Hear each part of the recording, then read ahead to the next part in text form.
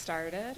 It looks like we're going to have a really small group at the end of the day, so I guess I'm going to try and be as informal as possible. If anybody has any questions, feel free to interrupt or stop me or tell me to move quicker so that you can enjoy New Orleans tonight. I will be the moderator and also the presenter. So my name is Kyleen Gray. I work with Venture Behavioral Health. Some of the objectives that were given in the agenda, I actually come from the Payor perspective, so that's quite a different perspective than most people here who are the hospital.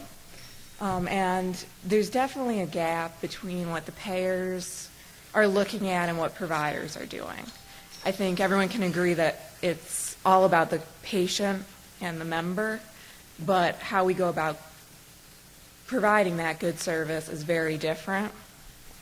A couple of the other objectives include partnering and how to create better efficiency and service delivery, increasing communication and standard work between organizations, and then I'm also going to cover some of the challenges that I've experienced in my role.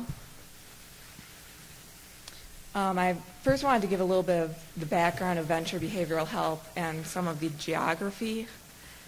Michigan is primarily based on counties, so I am part of an organization that manages the Medicaid money for behavioral health, which is, in Michigan, includes persons with mental illness, persons with developmental disabilities, persons with substance use disorders.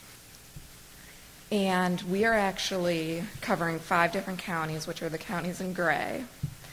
And this is actually another challenge for us because we do not touch. All our counties are not one group.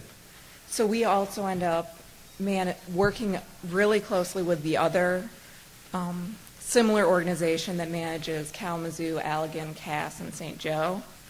Because when this was formed in Michigan, it was very political. And Kalamazoo and Battle Creek, which Kalamazoo County and Calhoun County, have always had a rivalry. There are a lot of rivalries in Michigan. It goes from the universities of state and Michigan to various counties just do not tend to get along, and a lot of people want to be the leader, and no one wants to be the follower. So, and then actually we have in our provider network, we have people up in the UP, we have people over near Detroit, we have people actually in Indiana, since we are on the border. So we could be sending someone from the top of Berry County all the way down into Indiana to receive services.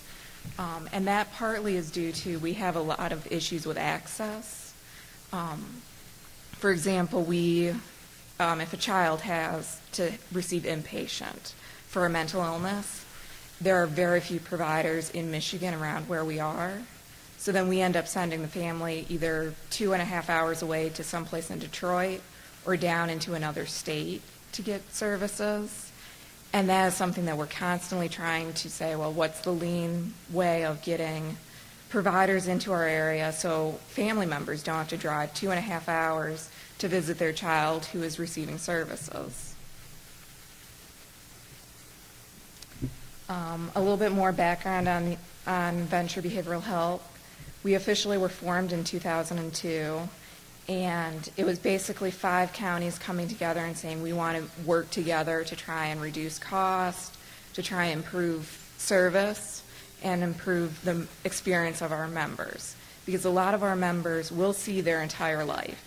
I mean, we might have someone enter into receiving behavioral health services at 20 and they're presenting as schizophrenic.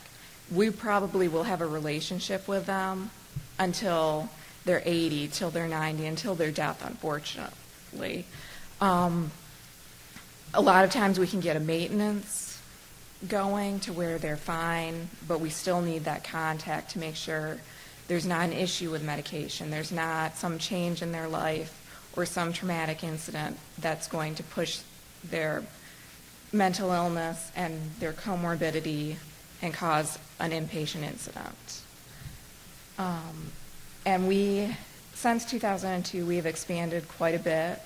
Originally, our system was not designed by the state to cover substance use, but we found in Michigan a lot of people self-treat. So if you have a mental illness, you'll use alcohol before you'll actually come and receive services. So I would say a vast majority of our members present with a mental illness or a developmental disability and a substance use disorder. So originally we had very siloed systems, and we had a lot of trouble with coordinating care. And so we ended up just saying, you know what, we need one system to look at it and one system to treat it.